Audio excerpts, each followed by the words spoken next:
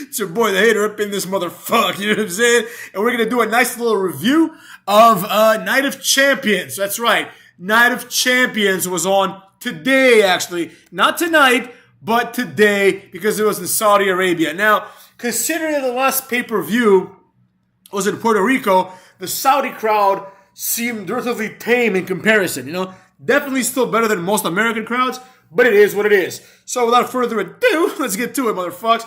First off, the show opens with the match for the inaugural cannot beat Roman Reigns world title. You know what I'm saying? Now, it's not a world title because nobody cares about it, and it's two mid-carders who are feuding for it, right? The fact that this match went on first, especially given that Roman Reigns lost in the main event, is really stupid, right? To put this title over, you at least need to do one thing right.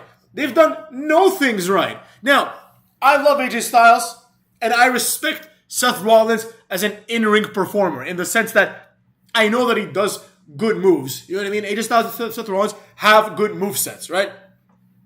But that's about it. Beyond that, neither of them has any personality worthwhile of being a champion. Neither of them has the physique of a world champion. This felt like a match for the inaugural Cruiserweight Championship. You know what I'm saying? That's the level this was on. Number one. Number two, the fact that this match is first really shows how we feel about this title. It's completely meaningless. Nobody gives a flying fuck. You know? It's only a matter of time before, like, this title is just, you know, an obscure title that nobody gives a shit about, right? At the very least, if you're going to establish a new title, you have to make sure that a real champion holds on to it, right? I don't care what you have to do. If you have to bring in Goldberg or even Lesnar, honestly, right? You could have done like Lashley versus, I don't know, like Braun Breaker. You know what I mean? That would have been more compelling than this crap, right?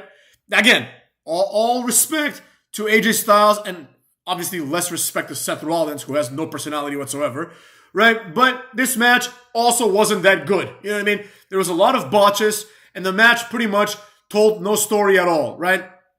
At the very least, you could have had AJ versus Finn Balor, right? And you could have made a story out of that, right?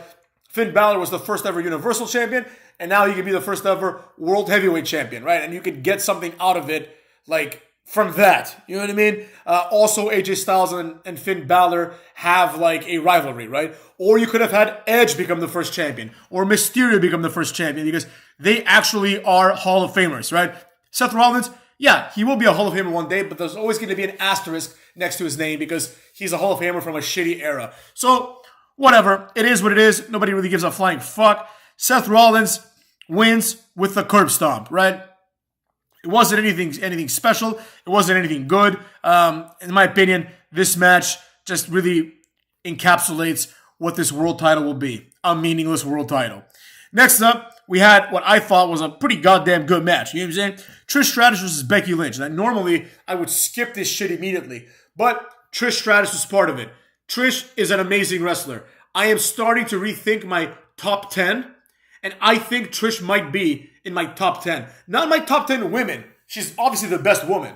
But she might be in my top 10 overall, right? Just because now that she's back, she's having these long matches, relatively speaking, of course, right? And she is clearly the better wrestler, right? She's obviously better than Becky Lynch. She's like 48 or 47, and she's way better looking than Becky Lynch, right? Trish Stratus has no business being as good as she is. But here we are, cucks. She is. So luckily, she won this match. Zoe Stark, who just for some reason looks weird to your boy, comes out from under the ring, hits her shitty finishing move on Becky Lynch, throws her in the ring. Trish hits the Stratusfaction and wins. The reason why this was good was because Trish Stratus did all her moves. She did even a little head scissors to the outside. She did the Stratosphere. She did the Stratusfaction, as I just said. The chick kick. She did everything, right? Becky Lynch has like 3 moves, and her moves are shit. Like, her moves are like an exploder suplex. She just calls the Bexploder, and we're supposed to think it's better than a normal exploder. It's not. It's shit, right? Trish Stratus won. This was good. I do have a critique about the women's division coming up in a few seconds, cuck. Then we had Gunther versus Mustafa Ali. This was exactly what everyone expected. Gunther eventually beats Mustafa Ali, who has a pretty strong showing. Now, I like Gunther. This has been documented. I made a video saying how much I like Gunther, but the reality is what the reality is, right? Gunther needs to do more. It's really that simple. He's lost the weight, good for him. But right now, he feels like Bianca Belair, right? Where it's like, all right, this person's champion. Eventually, they're going to lose. But what was the meaning behind this title run? Is he going to go for the world title afterwards? I don't think so. Even though there's now 3 world titles, 2 because 2 of them are kind of unified, I just don't see him as a world heavyweight title guy yet. Right? He needs to ditch Imperium and needs to do something to get over. I don't mean over with the neckbeards. I mean over like, oh shit, I'm looking forward to seeing Gunther next week, right? Good matches will never be enough. You can look at Mustafa Ali and see that, right? Mustafa Ali is very athletic, right? But he's boring as fuck. And they kept talking about how Mustafa Ali, not kept talking, they mentioned how Mustafa Ali has never won a title in WWE. I could have sworn he was fucking cruiserweight champion. Not that it fucking matters, honestly. But I guess he wasn't, according to Michael Cole. But whatever. It is what it is. Mustafa Ali has never been champion. But, I mean, he doesn't really, like, deserve, you know what I'm saying, the world, any title. So the fact that he didn't win is completely meaningless. Like, who gives a flying fuck? Mustafa Ali has had countless opportunities to do something, and he's failed at every turn. So, you know, the fact that he even gets a shot at the IC title on a pay-per-view is ridiculous. But whatever. But Gunther is not much different, motherfucks. I hate to say it, but he's not much different. He, too, is the leader of a meaningless stable. Right? Oh, the ring is sacred. Shut the fuck up. Stop being weird. You know what I'm saying? The ring is sacred. How about do better moves? I mean, he has good moves, but he is kind of boring. He is kind of generic, right? Let's be real. I mean, let's say it like it is.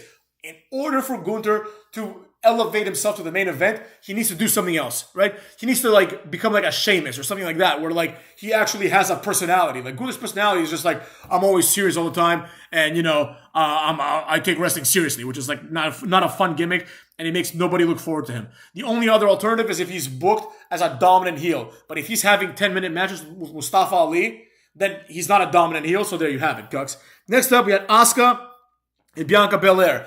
I will admit, I skipped the entirety of this match and just watched the finish. In the finish, Asuka sprays blue mist into her hand and then gouges the eyes of Bianca Belaire while she's doing the KOD, kicks her a few times and pins her. Because they're in Saudi Arabia, the women are forced to wear these jumpsuits. And with a jumpsuit, Asuka looks even dumber than usual. Like, she just looks like a jobber with a jumpsuit. You know what I mean? And like, Bianca Belaire didn't look great in it either. For some reason, I just thought she had a fat ass. And I don't mean that in a good way. I don't mean that in the JLo way. I mean that in the pre-JLo way. Like, her ass is gigantic. And I'm like, you don't really get that impression when she's dressed normally, right? She just looks like she's like fit, you know? But now her ass just looks gargantuan, you know? Mastodonic, if you will. So, luckily, Asuka won, but I can tell you the truth. I couldn't give a flying fuck who wins this match. In my opinion, Trish Stratus needs to be the world champion immediately. I mean, the women's world champion immediately. And everybody else is just inferior to her. Like, Asuka sucks. You know, there's nothing good about Asuka, as evidenced by the fact that she sucks ass. And the fact that, you know, for the last several years, she hasn't done anything. I didn't really enjoy this at all. Asuka's like in her 40s. Trish is in her 40s. Look at what Asuka has accomplished. Look at what Trish has accomplished. The end, cucksuckers. Then we had Rhea Ripley squashing Natalya. I don't care about this at all. Rhea Ripley is obviously like the best female wrestler in this company other than Trish Stratus. And her squashing Natalya is whatever. Like, I don't care. Natalya is basically a jobber. But, you know, they got this out of the way quick at least, so I can't hate that.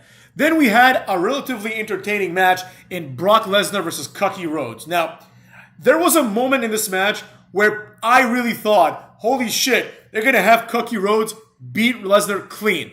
And like decisively, right? Luckily, that's not what happened.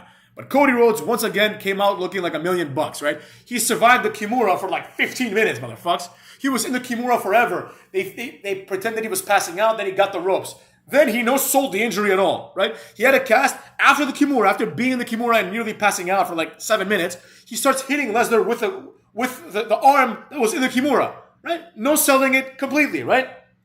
Lesnar's selling it very well, as usual, right? Lesnar hits the F5, Cucky kicks out. Then Lesnar snaps on the Kimura again, and Cucky Rhodes passes out, right? A valiant effort, but not good enough. In my opinion, Cucky Rhodes is a prime candidate to become the second ever world heavyweight title if he continues his feud with Seth Rollins. That's what he deserves. You know, if we're going to establish this world heavyweight title as something in between the Intercontinental title and the real world title, then fine. Cucky Rhodes can win that one. He's earned that one, I suppose, right?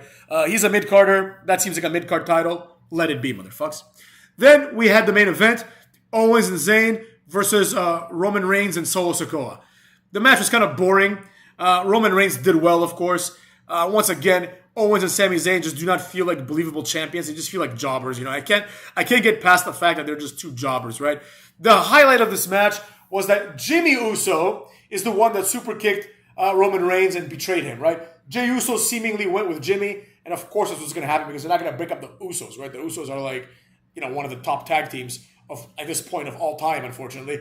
So, it looks like that's the end of the bloodline. It was very foreseeable, and it was very lame. And also, there was a part at the end where Sami Zayn is holding the two tag titles. He's like, you want these, Roman? You can't have them. And I'm like, why does Roman Reigns want these? I guess from the perspective of the storyline, from kayfabe-wise, he wants it because he wants to show the Usos how it's done, right? Because otherwise, why didn't Roman Reigns enter himself in the World Heavyweight Championship tournament? Right? Why didn't he beat the jobbers like Finn Balor and Seth Rollins and become the World Heavyweight Champion, right? And have 3 titles, right? Shouldn't that be more attractive to Roman? Because I understand he has 2 world titles, but the fact that there's the 3rd world title now